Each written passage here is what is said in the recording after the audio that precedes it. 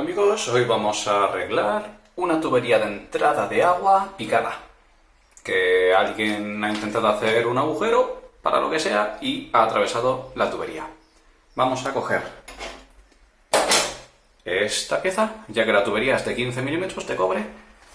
¿Ves? Tiene una goma, esa goma irá totalmente dentro. ¿Sí? Y vamos a colocarla ahí. Para eso hay que hacer bastante hueco alrededor del tubo, intentando no atravesar la pared. Vale, pues la tenemos, le hemos quitado los tornillos, la separamos y esto tiene una apertura. Vale, la pasamos, que la apertura quede a la parte de atrás del tubo. Vale, así. Y ahora alrededor le ponemos esto por la parte de atrás. Y donde van a ir los tornillos por la parte de adelante. Voy a soltar el teléfono porque si no, no lo puedo hacer.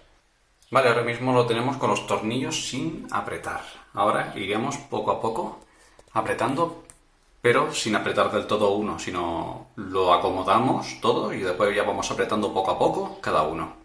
Yo lo voy a hacer porque es así mucho más cómodo. ¡Ah!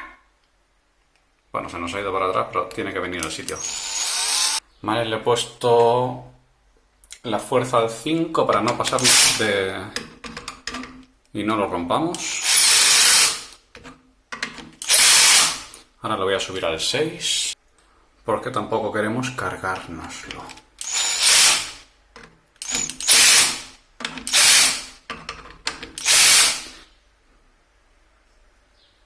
Vale, pues ya estaría. Y como veis, queda casi 100% ajustado. Y así estaría totalmente arreglado. Espero que os haya servido de ayuda.